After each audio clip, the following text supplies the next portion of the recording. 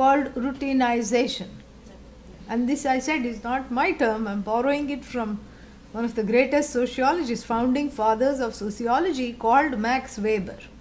And Weber said the problem with the contemporary world is this routinization, which he didn't say tamas, but he basically outlined what happens as a result of this routinization, which is pretty much a collective tamas at the level of nations, at the level of societies. It was, even transcending, transnational, societal routinization, where one is constantly tired, where one is constantly upset.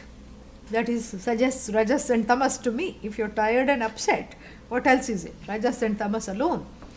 And so, now when we look at this phenomenon called routinization, what is there is that the insecurities, because Max Weber is not a philosopher, there is no God in this whole situation, correct? And he is studying societal phenomena and societal tendencies. So he is not questioning what is the root cause, as we are, of this upset and this tiredness that we as a society feel, that everybody feels: stress, anxiety, tired, bored. This is the four common things that every society has. He does not trace the root cause to pursuit of insecurities, which is the beauty of Vedanta. Which is why Vedanta is better than any logy, psychology, sociology, because it is logos, knowledge incarnate.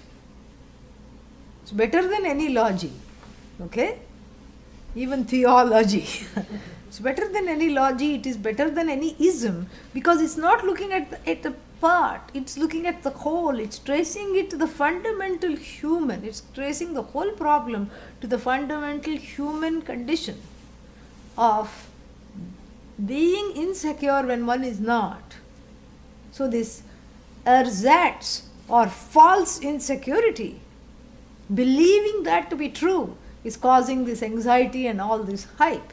And so therefore, this is the routinization, is that I'm constantly pursuing something that I cannot get. Insecurity cannot be converted to security, because security is not a product. No matter how much money you have, you will still feel insecure. No matter how much time you have, you will feel insecure. No matter how many loved ones you are surrounded by, you will still feel insecure. So the insecurity is not a product that can be achieved through action, karma. And so therefore, the frustration, the upset and the tiredness generated from pursuing something constantly that you can never get, whether you name that happiness or insecurity or something as outside of you, that is routinization. What we are talking about is getting out of backtracking from that pattern. That is routinization, where you are pursuing something that you can never get. You can never be the possessor of, because it's already a possession. You're trying to gain something that you already have while sitting on the treasure chest. You're having a begging bowl in the hand and feeling insecure and looking for handouts. This is routinization. What we are talking about is unearthing the treasure as you, for which a few lifestyle changes are needed. Because the mind is so used to pursuing this insecurity, it has to be called back gently. It has to be summoned back and told to stay with itself. And it has to be told that the upaya, the ultimate remedy for insecurity, is to know oneself. It's not action, it's knowledge. Self-knowledge, number one. And number two, the interim way to feel secure is to have a receptacle, is to create an altar which functions and serves as a receptacle for this insecurity. And when this receptacle, and then you put this insecurity, at least at the level of action, you dedicate, you let go, and that's why it has to be done constantly, because it is action. You purify the inner space, make it more sattvic, because these worries and fears, there is a place to hold them. There is a holding place. And then, you pursue the knowledge at the same time.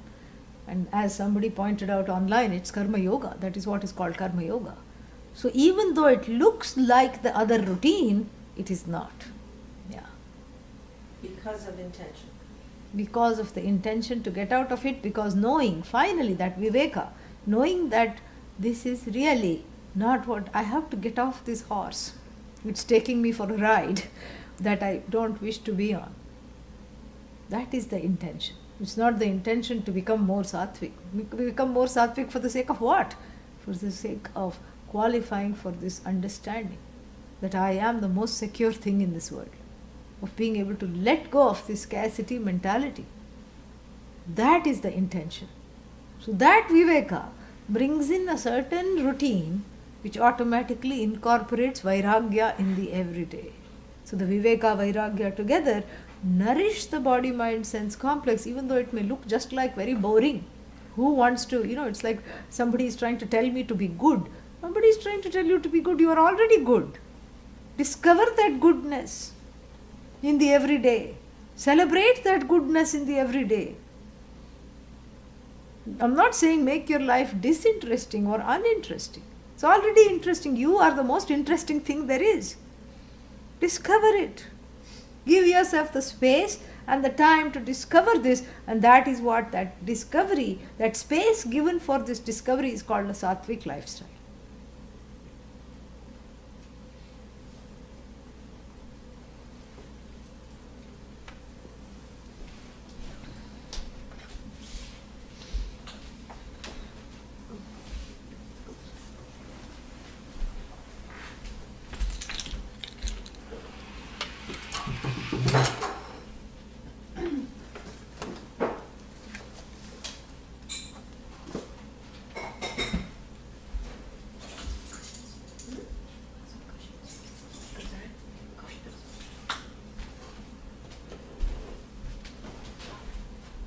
Yeah, Howard Hughes, even though millionaire, was insecure till his death, probably in his next life also.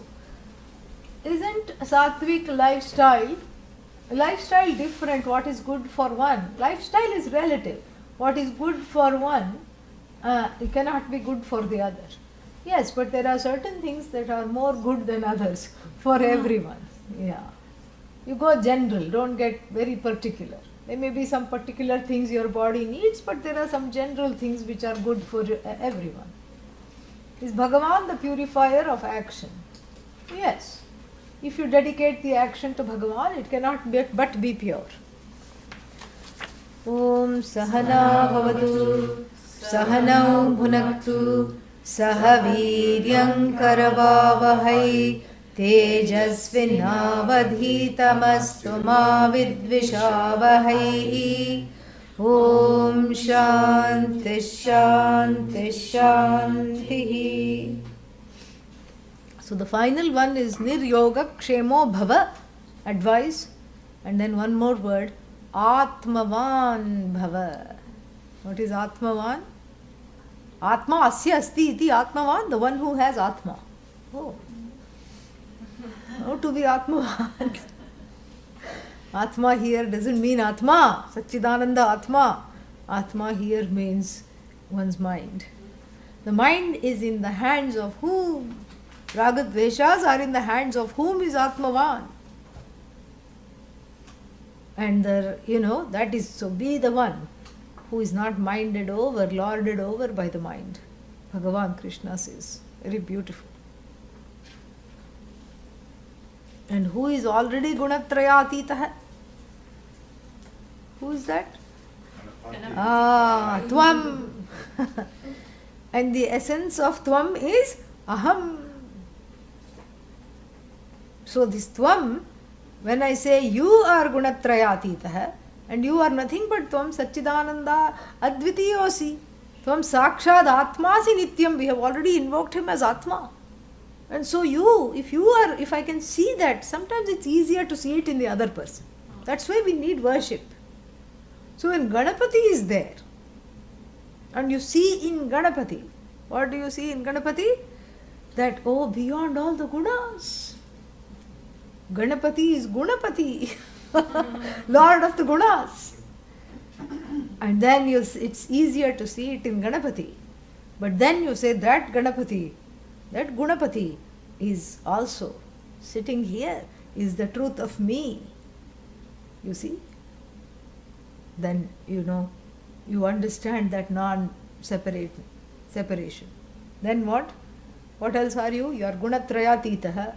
Check. Then this is the mantra of threes. Then what else are you? Avastha Trayatitaha. What is avastha? Avastha means state. Start to stay. Yeah, start to stay. Avastha, state, a state. Yeah. Huh? Not e-state. Yes, not a state. A state. So you are free of. Traya means what? Free. Sure? Yeah. So, so you are free of the three states. I only know one state. I always say I am in a state. What are these three states? Yeah. Mandukya here. Waking. Is that a state? Yes. Sleeping. That's definitely a state. Even though I wish it was all the time, but it's unfortunately a state. And then dreaming, that's definitely a state. So what is that is free of all three states? Ganapati, very easy to say. But what is that really that is free of all three states? I am Atma. Oh, you are saying I am Atma? No, I'm not saying I am Atma. I'm saying I am Atma. I am means this Atma. That is the truth of me. Is free of all three states. And this doesn't seem like much, but in fact this is the crux of Vedanta. This is based on a universal experience. What do you mean? I have insomnia, so don't talk about the sleep state. Yes, but you may have insomnia, but the thing is, you do sleep for 3 or 4 hours, correct? No, hardly. It just feels like one wink and then I'm up. Still, but that wink is there, that blink is there. That is itself is enough to call sleep state. So, these three states are universally experienced. That's why they are used as an example and the basis for an entire Upanishad. Who is the one who is sleeping? Who was sleeping? I. How do you know that you didn't sleep and the neighbor woke up? How do you know? Because I say this was my sleep. And it was uninterrupted by you. Thank you. And you say that. Correct? And who dreamt? I dreamed.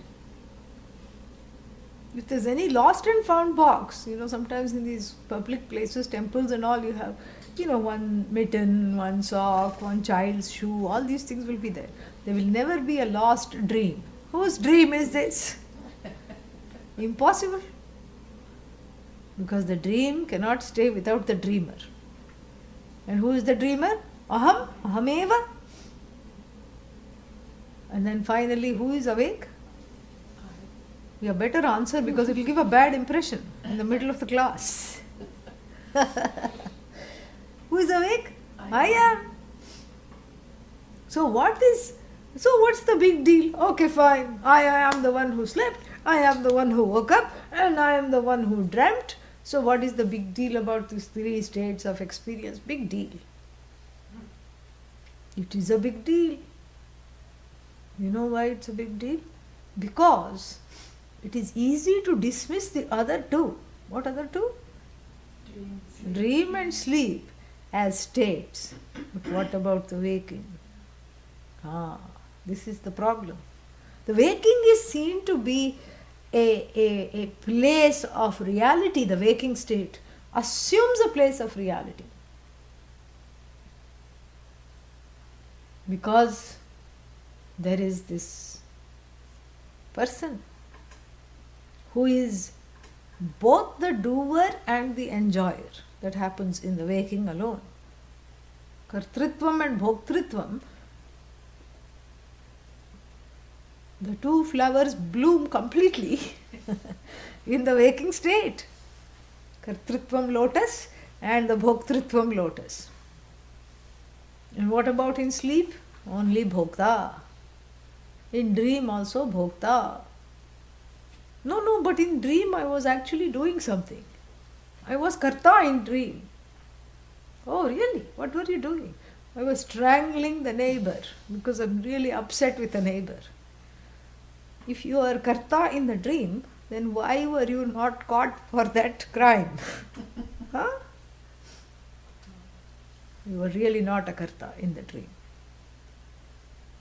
So therefore, since the kartritvam is exclusive to the waking state, and that identification of I as karta is that subtle identification with the karta is there. In fact, there is nothing subtle about it except it's difficult to extricate. That's why I'm calling it subtle. So the waking state is enshrined as the reality. But the waking state is a dream.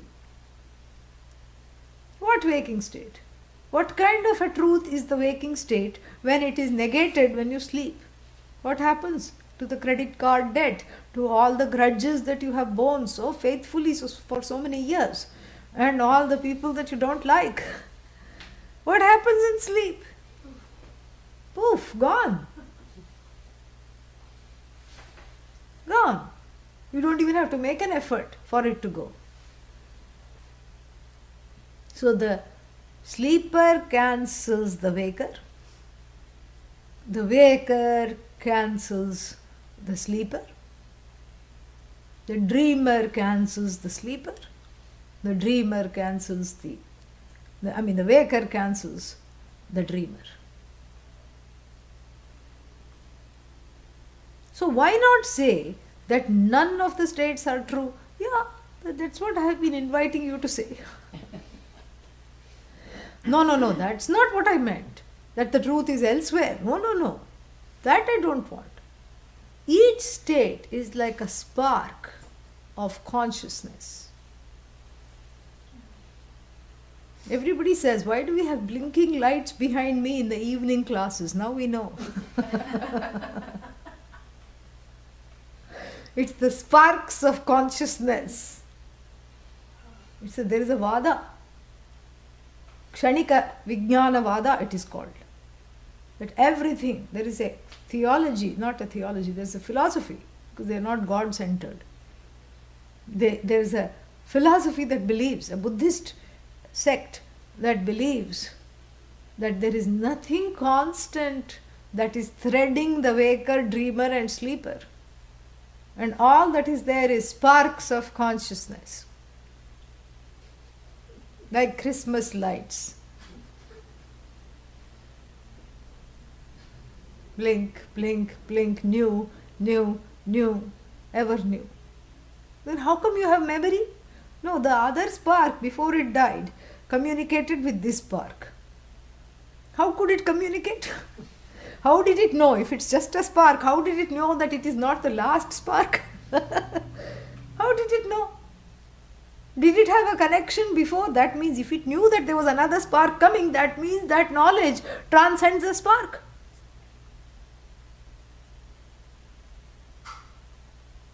Not very sparkly this.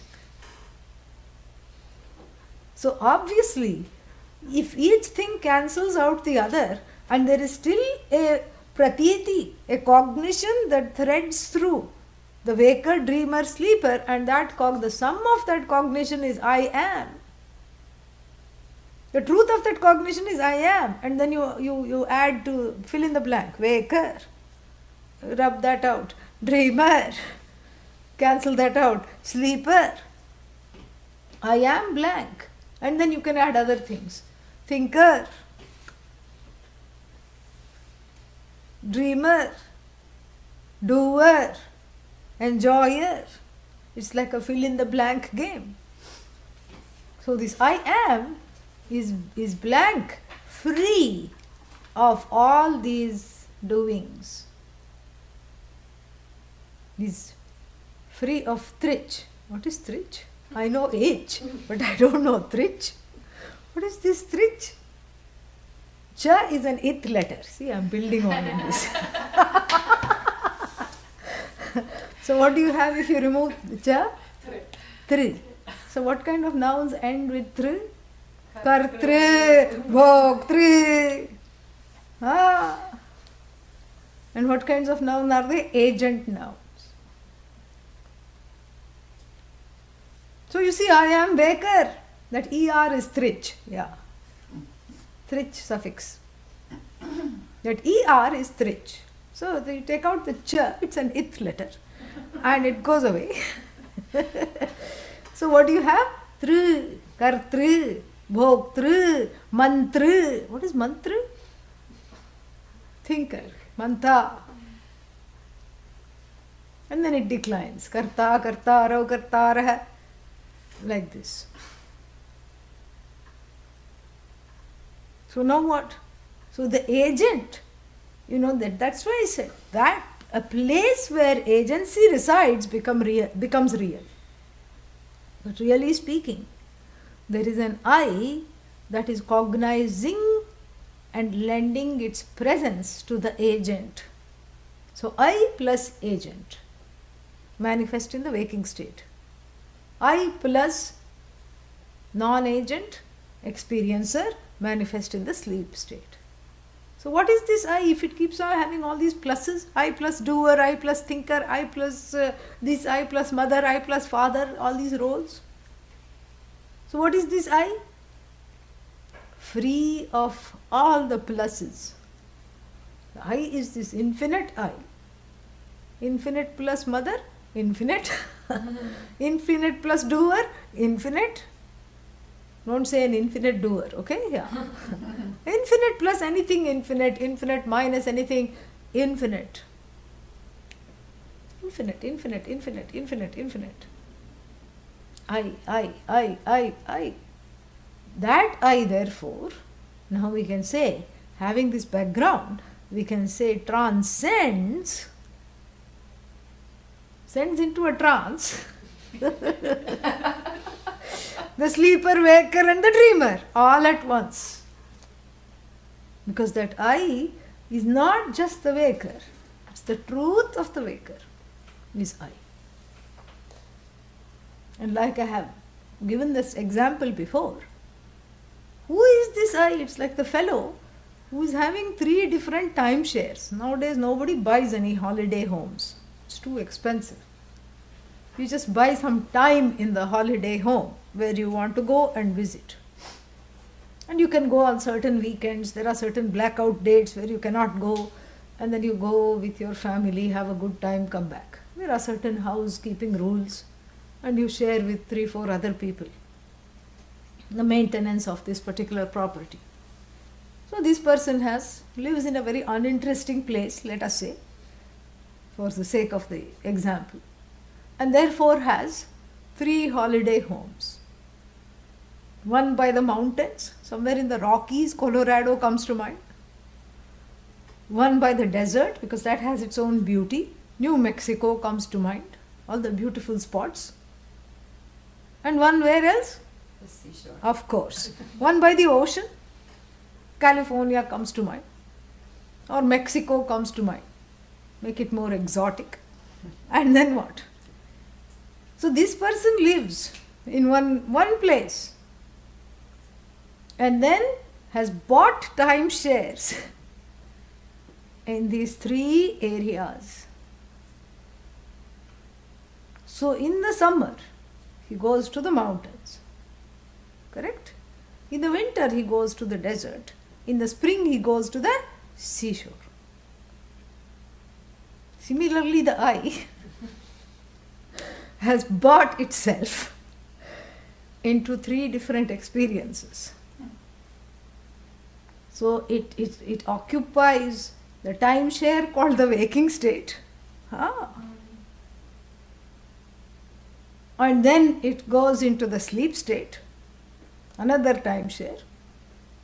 And then it goes into a dream state. Very expensive timeshare, so it spends a small amount of time there. Must be high level property. Couldn't buy a lot of time there. REM state, REM. And so this I is actually living not in any of these states. The I is not a resident of neither the resident of Colorado, neither the resident of New Mexico, neither the resident of California or any of the seashore places, Florida, wherever you say. Non-resident holiday goer into these 3 timeshares. For what? Enjoyment. To have some fun. And you can't always have fun, so you do some things, you fix up a few things, Tuck, tuck, tuck, you go with the hammer. Nothing is available, you go tuck, tuck, tuck, you improve the mind. Do some Sudoku and read some puzzles and some mind elevating books, books on Vedanta you read. Yeah, while on holiday, you borrow the books and go and read. So you do all kinds of things. So you do few things, you enjoy some things, and then what? You come back to yourself, correct? You come back to your place. Then what is this 4th state? Now you are saying that if waking, dream and sleep are 3 timeshares, then there should be a 4th place of my own residence. Exactly. Now where is that? Which plane I should catch? How to go there? The beauty is you don't have to go there. Really? No. Why? Because you are already there. I am already there in the 4th state? Yes. How can I be in the 4th state? Well, that's because the 4th is not a state. 4th is you. But then why is it called 4th? It should be first. I agree, it should be first. But why is it called 4th? In keeping with one's ignorance. Because these 3 states are quote unquote more tangible, easier to discern, connected to the Karta Bhokta, which is dear to my heart, and therefore difficult to see beyond these states. But the 4th is really not just the first, the only thing that there is. Even though it's called Chaturiya, Turiya for short, it has a nickname, a pet name. Chaturiya, the 4th one. It's not the 4th one, it is you. And here is where a lot of people make a lot of mistakes. Modern Vedanta, pocketbook Vedanta keeps putting the seeker on a spin, saying that you're missing something out, you have to go somewhere else to get the 4th state. And it is available in the deepest of meditations. It's a fleeting state, and you have to catch hold of it and ride the tide of this 4th state. This is not, who is the one riding the tide? I. Who is this I? Neither waker, nor dreamer, nor sleeper. And the one who negates the waking state, does that person negate herself or himself? No. It feels like that, but you're not negating yourself. If you say, I'm not the waker, and you happen to be awake, it feels like a lie. Because immediately the question comes, but I'm not sleeping, and neither am I sleeping? No, I'm not sleeping, This is called the wake-up pinch, yeah. So you pinch yourself, I'm not sleeping. Am I dreaming? No, I'm not dreaming either. Then you have to take this discussion with a pinch of salt, because what to do? How to go about, how to even deny the waker and still see that I which inheres the waker. You don't deny the waker. What do you deny? The waking state you deny as the truth of yourself. You negate the waking state. You negate the sleeper as I. You negate the dreamer as I. And one teacher told the student in the course of the teaching, what is left is that Sacchidananda Atma. And the student immediately went into panic mode. Oh Guru, when I negate the sleeper, dreamer and the who else is left? Waker. There is nothing left. Help! There is nothing left. Nothing left at all. And the teacher, bless his heart, was so compassionate, did not argue with the student, because the student is not ready to see that the one who is saying there is nothing is not nothing, is something. And the teacher just says, do it again slowly. This is just like the 10th man. We know the story of the 10th man, correct? Yeah. 10 people go on a picnic and only 9 come back. Or so the head of the leader of this picnic is convinced. Very upset with himself, because the Guru will be very upset. Guru had sent all the fellows in his charge and he keeps counting and coming up with 9. What's the problem? 10th man. So this I that is there, aham, aham, aham, you cancel the waker, the I is still there. Without I, can there be a waker? No. Without I, there is no sleeper. Without I, there is no dreamer. But without waker, can there be I? Yes. It took a little while, but the cognition appeared, yeah. That is the I. Without I, there can be nothing. But without all these states, the I is still there. The one who says, I am neither waker, nor dreamer, nor sleeper, that is avastha trayatitaha, free of all 3 states. Our problem is that the waking state, it's very difficult to negate. But when we start to be able to see, when one is able to see that the wakings, when one is able to call the spoof of the waking state, by remaining in touch, that's where the Naishchalyam comes. By remaining in touch with that I, who is adorning the waking state, who is wearing the waking state as a earring, as an adornment. The sleeping state is another earring, A dream is a bracelet. It's just an adornment on the eye. It is not actually taking anything away, because you can remain without these embellishments. So like this, when one is able to see the spoof of the waking state, then one can say, Gunatrayatitaha. Until then, Tvam Gunatrayatitaha. Ahamapi Gunatrayatitaha. But if I say Tvam Gunatrayatitaha, that means what? If I am included in you, I am also, putting myself in the Ganapati clause. There is something called grandfather clause. This is Ganapati clause, not Santa Claus. Ganapati clause. I am putting myself, because Ganapati includes everything, the Lord of all Ganas. And if Ganapati is free of all states, I also must be free of all states, even if I cannot immediately catch it or see it. I take it on the basis of Shraddha, pending understanding.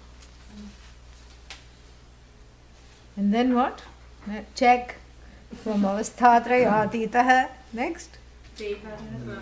What is Deha? Deha is body. Body. Traya means what? How many bodies you had when you last checked? Even one body is hard enough to carry around on most days. Now three bodies? What are these 3 bodies?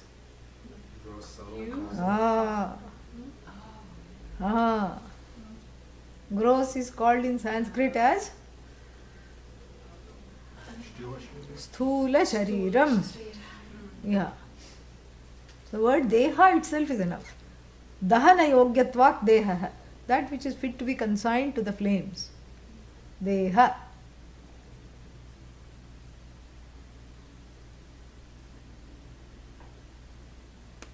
Then sthula shariram, gross body. Gross not as in an adjective, yikes, gross, not like that. Gross as in not subtle. Gross as in occupying volume, mass, everything, having weight. And then what is the gross body? Flesh, blood, all these things that you see. Bones, muscles, musculature, everything. Physical body, gross body. Then the second body is Sukshma Shariram. What is Sukshma Shariram? Subtle body.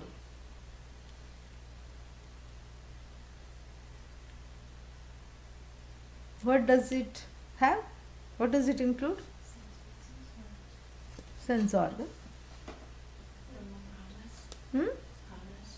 5 sense organs. 5 pranas. What else? The mind. Mind.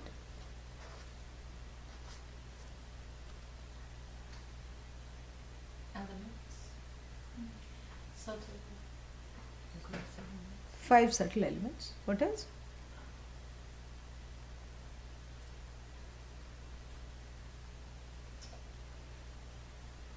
Pray to Tattva Bodha author. The decision making. Buddhi. Buddhi, very good. Mind, buddhi. Emotions. Yes, all that. Yes. Organs of action too. Very good. And so all these comprise the subtle body. And what is not so subtle about the subtle body is that it travels. It goes where the gross body cannot. When? When the gross body is dropped, the subtle body goes places. Because it carries with it the mind and the emotions, which means what? Raga, dvesha, memories, fears, desires. And also it carries karma. Karma is the fuel which carries the subtle body. I should better to put it that way. It rides in the karma chariot. Swing low, sweet chariot. Yes. Coming forth to carry me to Swarga. Heavenly chariot. Or to the other place, depending on my karma, correct?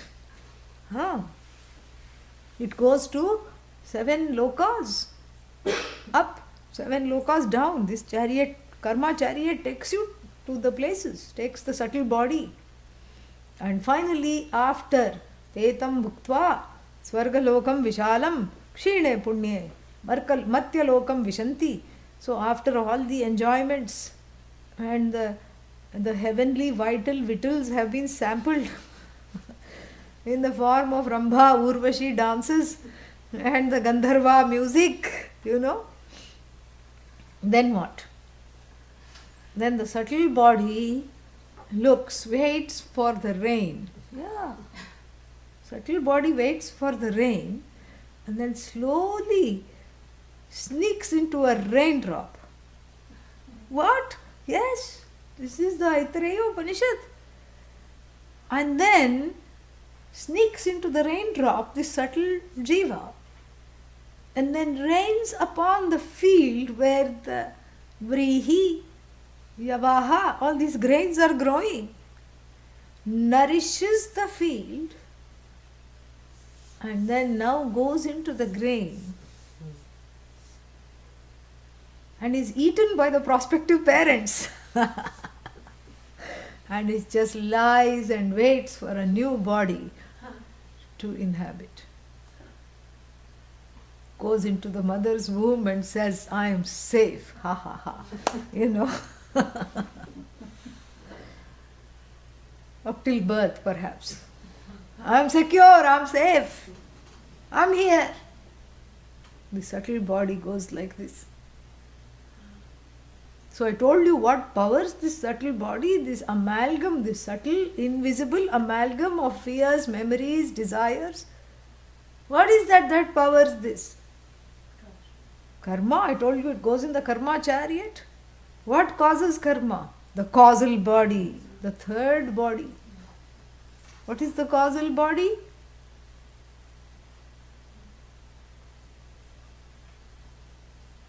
Ignorance. Abba. Yes, ignorance. I thought I had a long wait. Causal body is ignorance. And that ignorance is the cause of karma, is the cause of karma phala, is the cause of karma which is mithya, taking it seriously. And karma causes karma phala. That ignorance causes desire, which causes karma, which causes karma phala, which causes punarjanma, which causes for there to be other two bodies. Oh, this is the culprit. Yes, that's why I'm telling you, pursue this knowledge. That causes the homicide of the causal body. Kill off the causal body. Oh, when? After death? No, right now. When the ignorance is gone, the causal body says ayyo and breathes its last. Oh, but then I still have a physical body. You better have that, okay? Yeah. So you can enjoy life without ignorance. That is the purpose. But then I still have the subtle body. Yeah, have it. Because then you will have subtle enjoyments, hearing, senses. They're all the subtle body. Mind also is there. Yeah, enjoy the mind. It will be free mind, it will be a free body. No, but then prarabdha is still there and all these afflictions come. Yes, but they are not afflicting you. Then after death, the subtle body will still travel. No. Why? Because it's run out of gas. Karma gas is not there. There is no fuel to rocket it into lokas. You need fuel. To rocket it to Brahmaloka, or you have other rockets to go to other lokas. You Pitraloka, Brahmaloka, Heaven Loka, all these lokas, these visiting tourist sites, you need certain rockets. And that rocket needs gas.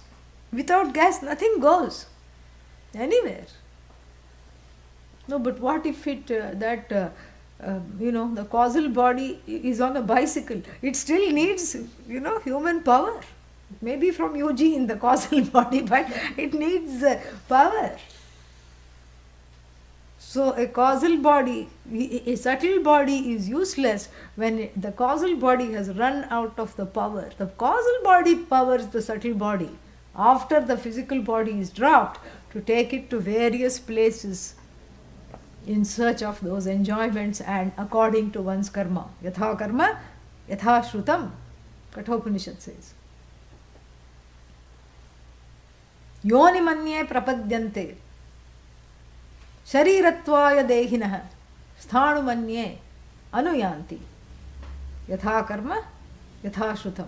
In accordance to the karma and in accordance to how we learn about it in the Shruti, all these jivas go scampering, whose causal bodies have not been resolved by the antidote of knowledge, go scampering after new bodies. They go in search of yonis. Yonis means birth canals.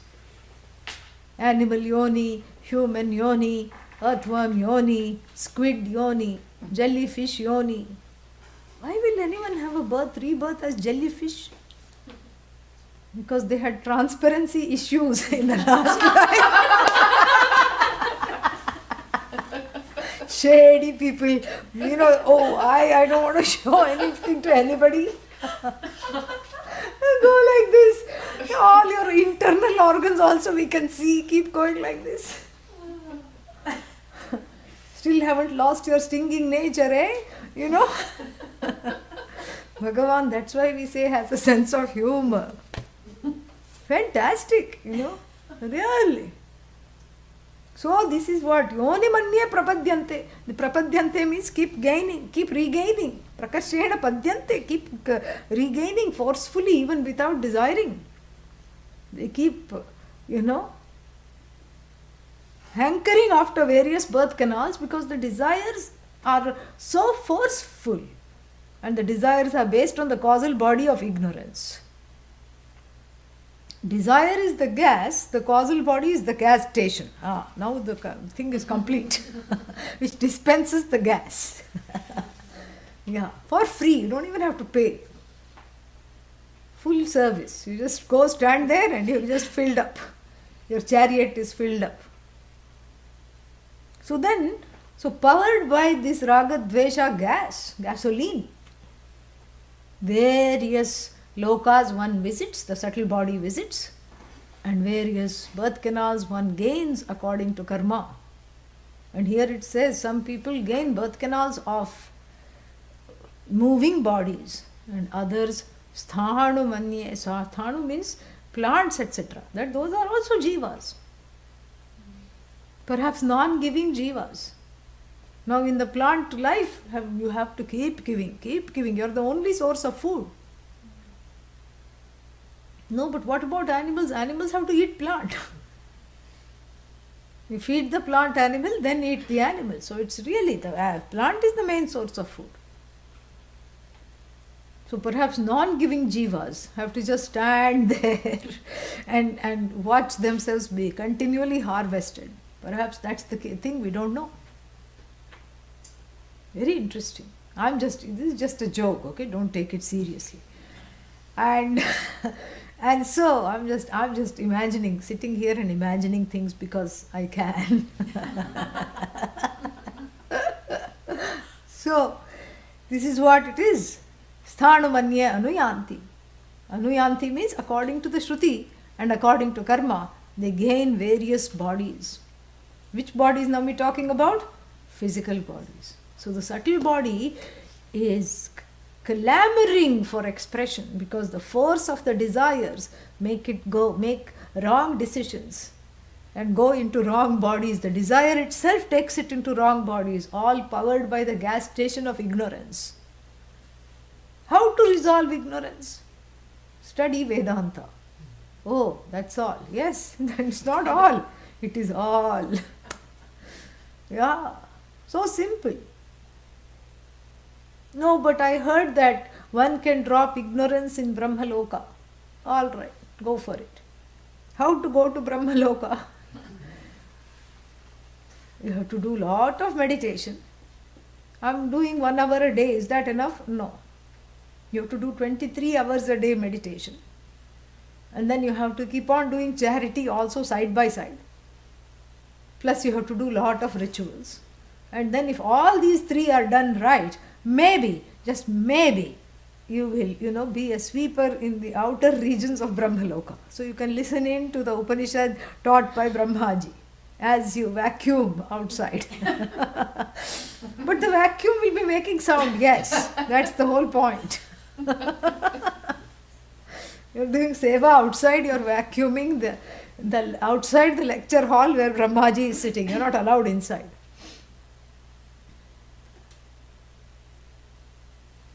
Oh, but it's much easier, even though it's at 7:30, to come here.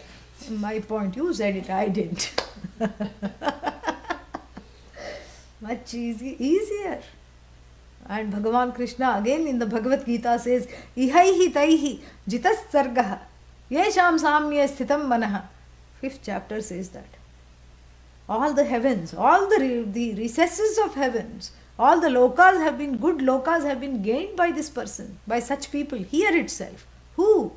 The ones whose mind is in equanimity. The one whose minds are dedicated for this knowledge, focused on this teaching alone. They gain the heaven sitting right here. You don't have to go on a tour. You go on an inner tour. That's all it is. And see the glory. The Shruti becomes the torchlight for this inner tour. to dispel the darkness so that you can recognize Bhagavan sitting within. Shruti Mata takes you on a tour. She says, look here, did you see here? Did you see how glorious you are here?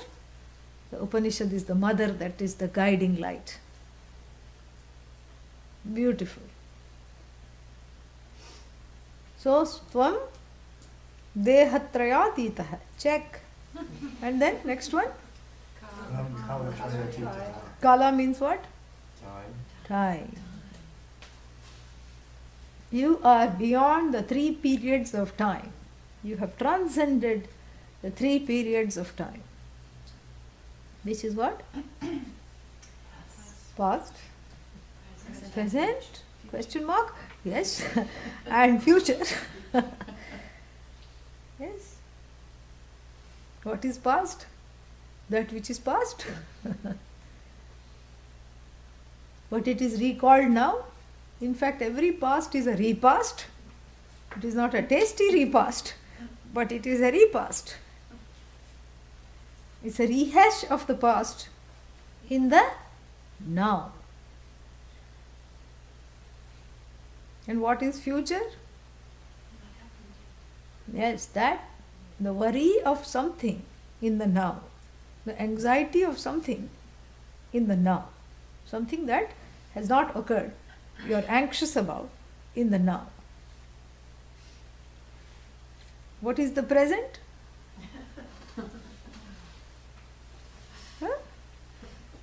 Kalatraya. It is not Kaladvayatitah. Yeah, Kalatrayatitah. What is the present? Now. If the present is now, then how can you be beyond now? Cognize Huh? Well, I guess time has to all be compacted to now. Past, present, just. So the present is the truth of the present is now. Right? Oh. So the present, when you use the word present, we have to explain it like this. Otherwise we get into an awkward situation. Yeah. That's why I said present question mark. It's not kaladvayatitah, that's easy to explain. But kalatrayatitah, you are beyond the 3 periods of time. So when you say present and you say 3 periods of time, in relation to the 3 periods of time, it is a trajectory of the present that is associated with the past and the future. The present, which is the placeholder in between the past and the future. So the present here is not the now necessarily, it's the gateway to the past and a gateway to the future. So that which occupies that gateway is called the present. But then you'll start looking into the present, which is the greatest present that you can give yourself. You look into the present. How long is the present?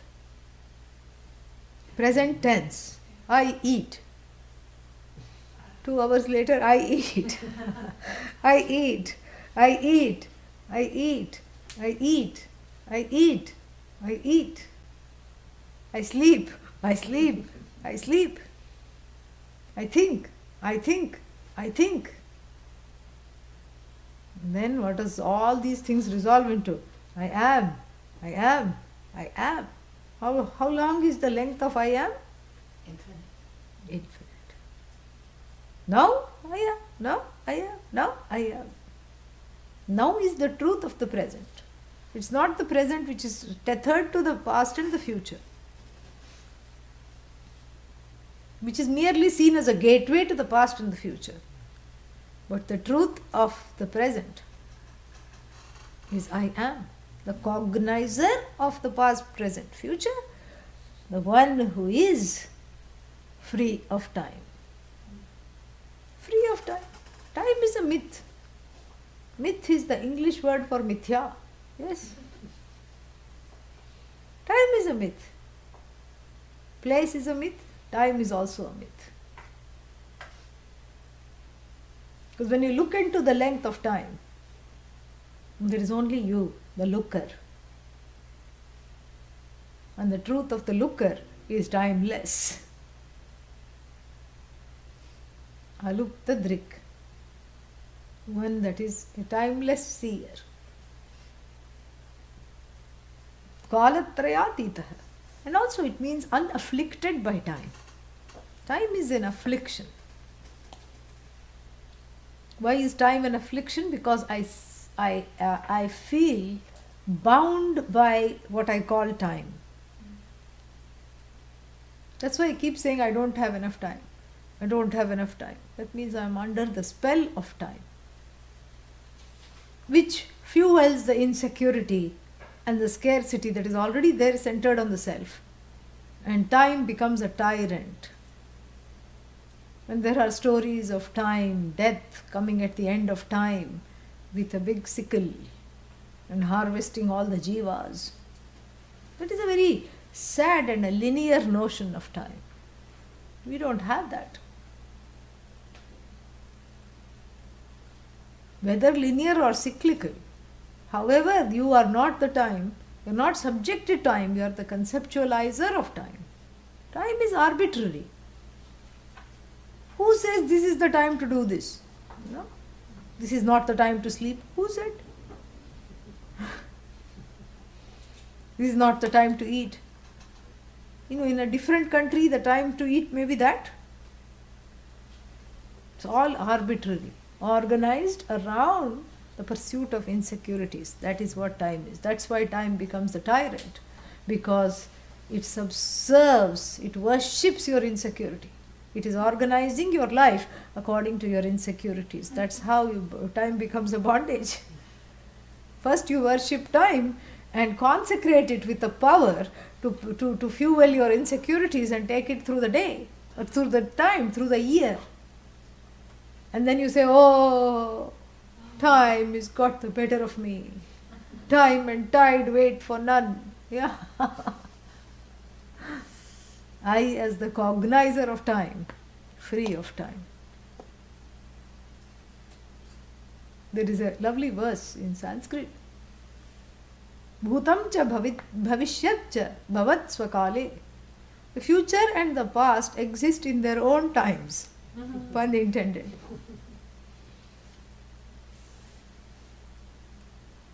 And then it says,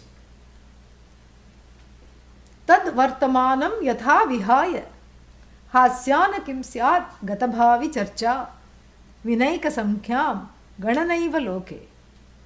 So here are people discussing the past and the future with great gusto, without understanding that they were in the present, which is free of the past and the future. Vartamanam, the present, vihaya, giving up all understanding or concept of the now. They were firmly in the past and the future. And the writer concludes of this verse, Hasyana kim syat, isn't it laughable? Gata bhavi charcha, the discussion of what went and what is yet to come. He says, it is just like doing mathematics without the number 1. Vina eka sankhyam ganana eva loke. Ganana means to count. So you start counting and doing mathematics, but you are missing only one number. What is that? Number 1. You start with 2. 2, 3, 4, 5, 6, 7, 8, 9, 10. Can you do mathematics? That is what it is like to discuss time without the now, without reckoning that the now is free of time. Tvam kalatrayatitah. Next one.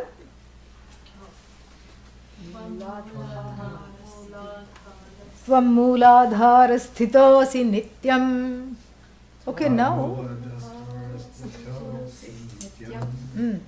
So, then all these atita, you are beyond time.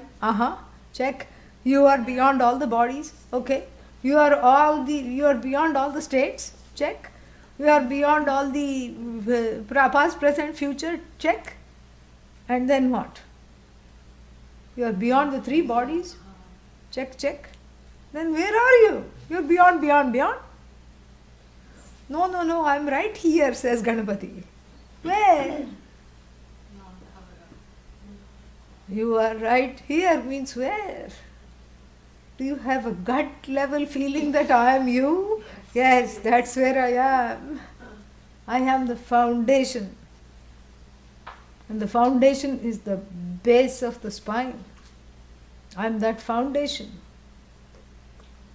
I am your very foundation. So that which is atita, atita, atita, you cannot say I am ahamatita, I am beyond I. No, that I is the foundation for kala, deha, everything. You have to bring all this back in. For all the gunas, that which is the foundation. Adhishthana. For a bad translation of adhishthana is foundation. What is a good translation? There isn't one. And I am the foundation of all the gunas without being afflicted by any one of them. This is how you have to bring all this back now. I am the foundation for all the three kalas without being afflicted by them. I am the foundation for being all the three bodies without being any one of them, without coming under any one of the spells. I am the three states without being either one of them, any one of them. I am the three periods of time without coming under the spell. I am the truth of the three periods of time. I am that nameless, formless truth. But before you go looking somewhere, I am that which is helping you keep the spine straight even as you sit and listen to this. That which is upholding your very body is me. Locate me at the base of the spine. Oh, so Ganapati is occupying one particular spot. A spotty Ganapati. What is this? And why base of the spine? No, this is not a spot. This is not that, oh, Ganapati is just located at the base of the spine and nowhere else. Mula means the foundation. Adhara, foundation. The foundation, the root foundation. The root source of you is I. Where is the root source of me? Blink, blink. And to avoid that, a physical place in the body for the person who is searching for this atita, atita, atita, so that the searcher doesn't become atita, sarchatita, It is immediately honed into the physical body so that the person remains grounded. Otherwise you go off somewhere. The dissociation takes place. I am not time, I am not this, I am not that, not that, not that. You see, I told you there is a wonderful play of name, chame, correct? And here is, I am not this, not this, not this. And where is all this? Right here, right now. And it's easy to feel the base of the spine. I mean, you're sitting there, you feel the tailbone. You feel the tailbone. And it has a lot of neurological, very good function. It's where all the nerve endings are there, and then it helps the balance. It does a lot of things to stabilize the person. And it is also a center of energy. An energetic center that you cannot find after cutting open in an autopsy, post-mortem, oh, the cause of death was because Mooladhara was afflicted. No. You will not find it in post-mortem because it's a meridian. We have in the Chinese medicine, Ayurveda, we have various meridians. And we also have centers of energy. And so the Mooladhara is an energy center. It's the source. The source of every resource is that. The original source. And it is located in the body at the base of the spine. Because now we are talking of a very tangible. We are moving after the 7th mantra. We will be moving into upasana. What is upasana? Meditation. We will be moving into a certain kind of, the teacher in the Upanishad is going to give some mantras, and all this we'll see next week. But we are moving into a meditation. And so, Tvam Mooladhara Sthitosi Nityam. So the meditation also helps to fix the mind, to have a place of orientation, to focus the mind on something, so that you have a sense of orientation, and you start with the body because that is what you can see and sense and feel. And in fact, This is a very clever mechanism to look at the body energetically, because otherwise one is always bogged down by the physical body, which is the host of all kinds of aches, pains and conditions.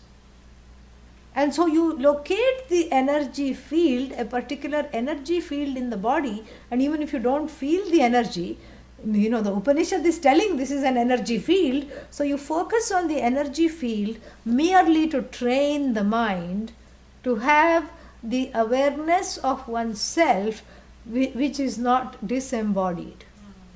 Yeah, because if you get this knowledge of everything, nothing is me, and then already there is dissociation to begin with, you go bye-bye.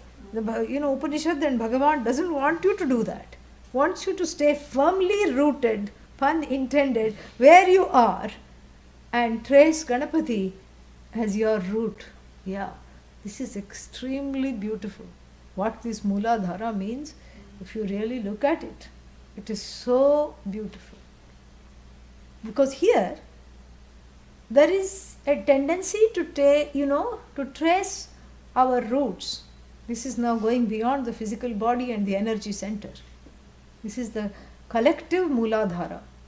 So general tendency to trace the roots is through parents, grandparents, great-grandparents, great-great-grandparents, and then ancestry.com. There are all these websites. You go and then they will tell you this is what your family name is and this is where you all came from and before this, and everybody comes on the Mayflower and so did your ancestors. Very crowded ship it must have been. So then it will tell you all these things, whether true or not. It gives a sense of solace because you feel no longer disconnected, correct? Yeah. But then there is a problem with tracing this line through ancestry and genealogy.com websites, because you see what happens as a result of that is that I have this feeling that I'm inheriting all the wrong things also in this, like the ancestral karma, the ancestral insecurities, the good and the bad are both being inherited. And I cannot selectively deny one without the other. And it's very difficult to embrace the shadow, correct? And so in India, we have our own genealogy.com.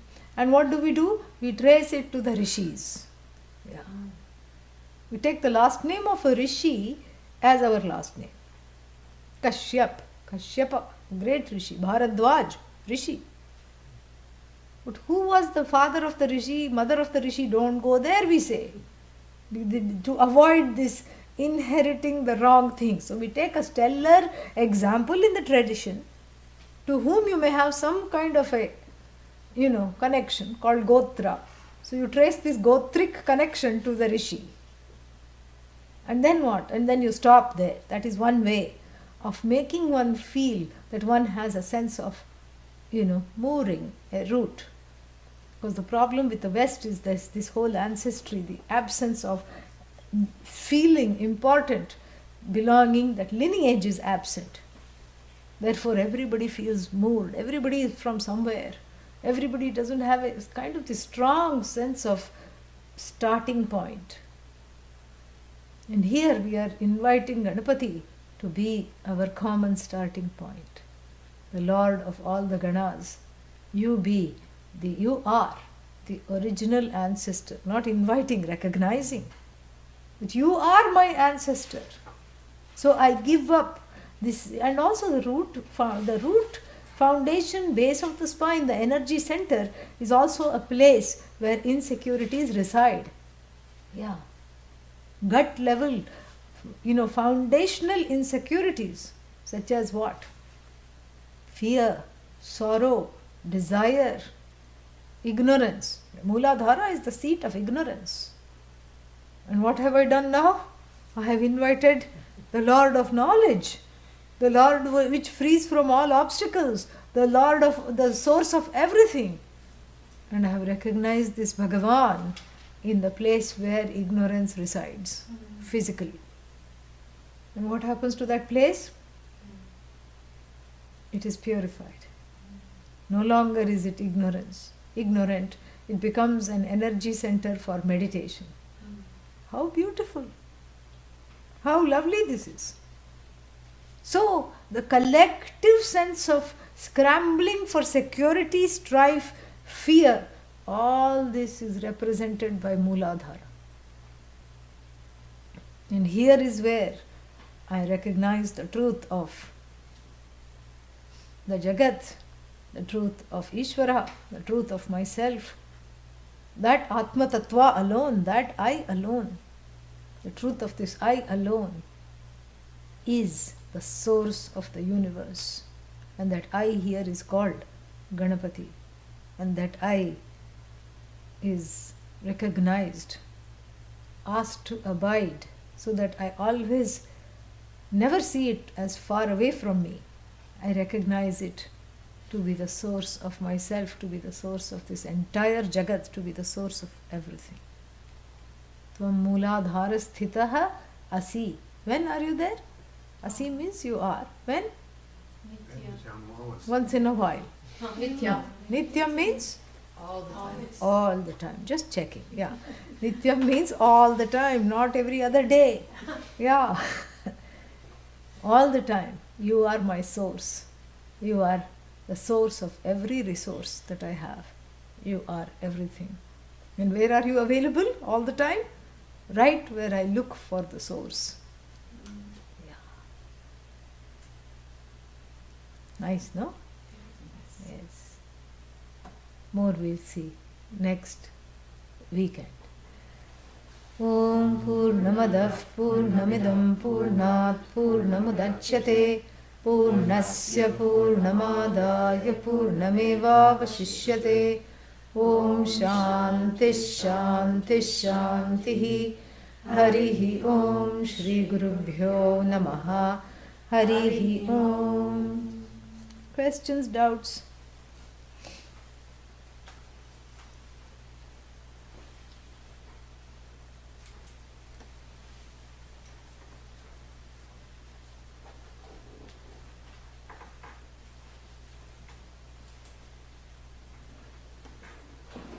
It's all Pujya Swamiji's grace, Kamala. You know that.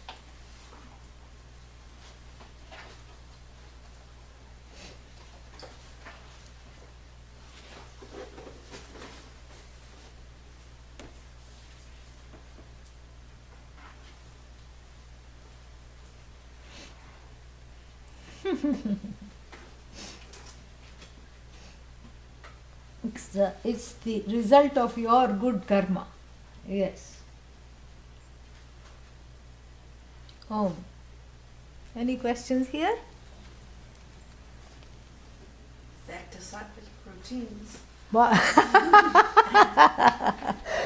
I like that. Yeah. Back to Sattvic routines, somebody said, Dottie said. Yeah. Yeah. Beautiful. And yoga, karma yoga is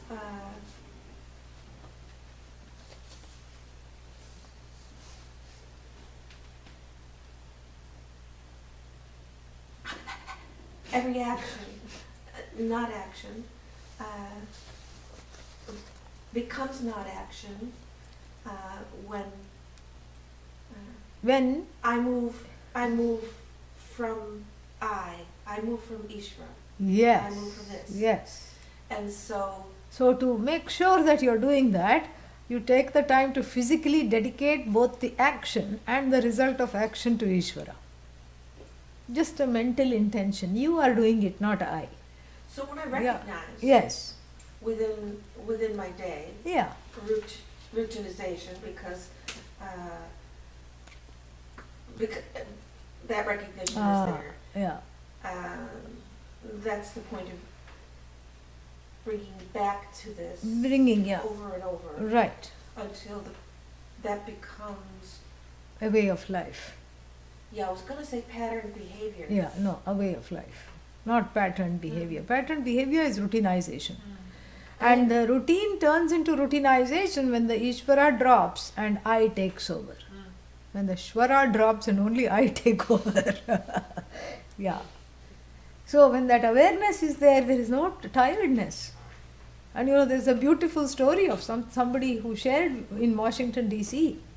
There was this 4-year-old boy, 5-year-old, 4 years he was at that time. And the grandmother was always telling him, Krishna is doing this, you're not doing it. Whenever the child would complain, it's hard to tie shoes. Well, pretend, not even pretend, see that Krishna is doing it, you're not doing it. It's hard to do ABCD. Krishna is writing ABCD, you're not writing ABCD. And one day the grandmother had to cook for, 300 people. And here, she kept saying, I'm so tired, I'm so tired. And the child said, why grandma, why are you tired? And she said, because I have to make 300 rotis. And she said, why are you tired? The child said, if Krishna is making the rotis, why are you tired? Karthik's child, we know him. He had come here. Yeah. He asked his grandmother, why are you tired if Krishna is making chapatis? You shouldn't be tired. And so when we go from that place, there is no limits to the body. It just keeps going, doing what it does, and when it needs to rest, it rests. And there is a Buddhist story. There were 2 shishyas fighting. Yeah, not 2 gurus.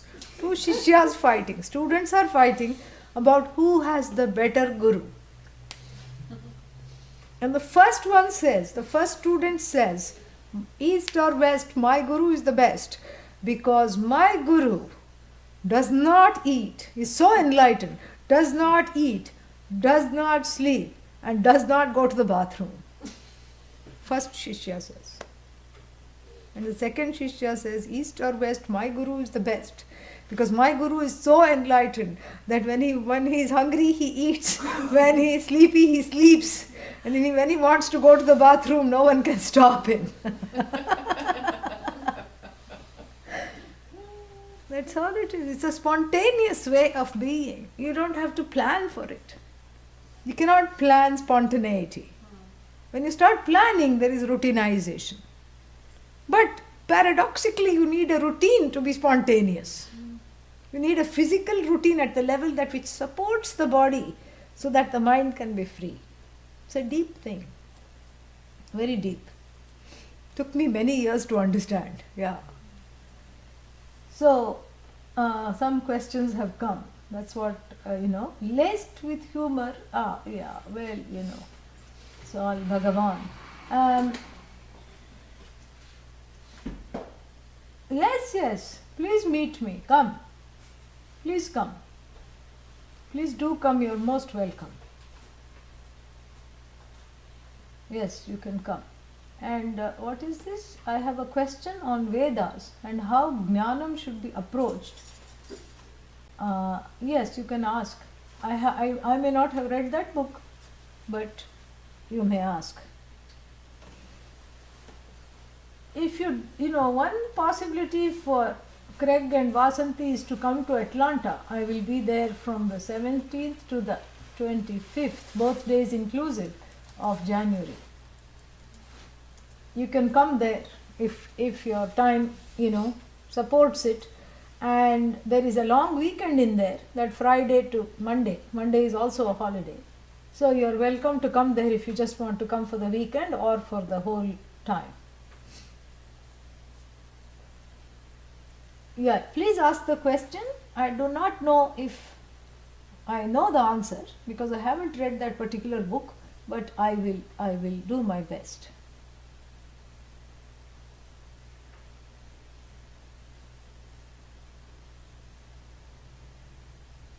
Please do.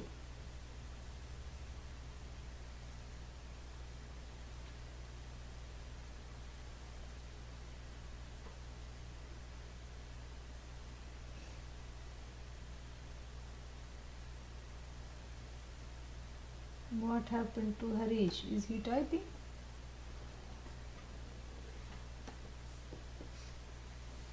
Busy typing.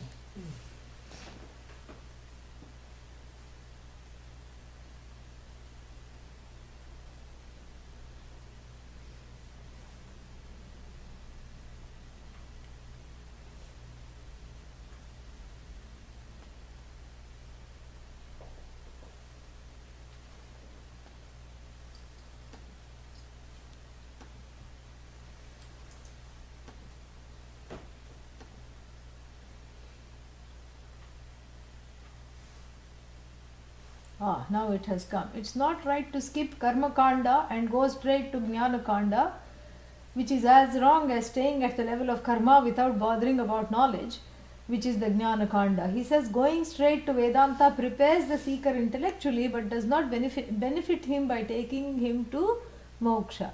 He is correct, because the first portion of the Veda is preparation. And if you skip it, that means you are skipping over the preparation. You are skipping over the KG and going straight to PhD, which cannot be done, So that is true. But then that is the rule, but then there are exceptions, because if some people appear to skip it, that is because they went to KG in the last life. They went through the karma portion in the last life. Yeah. So generally that is true. But then this is also true, what is said in the Aitareya Upanishad. Yad aharam brajed, tad aharam eva prabrajed. It says that the day you feel like giving things up, don't wait for the next moment. Give it up right that day itself. Become a sannyasi. Don't wait till another time.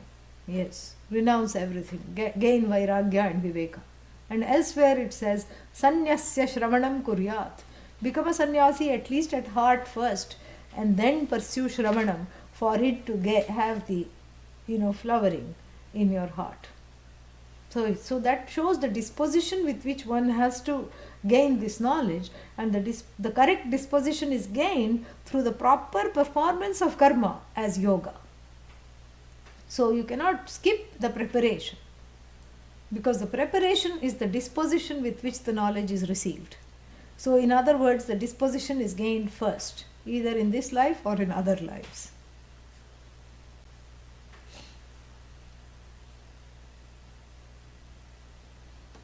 All right, wonderful. Om.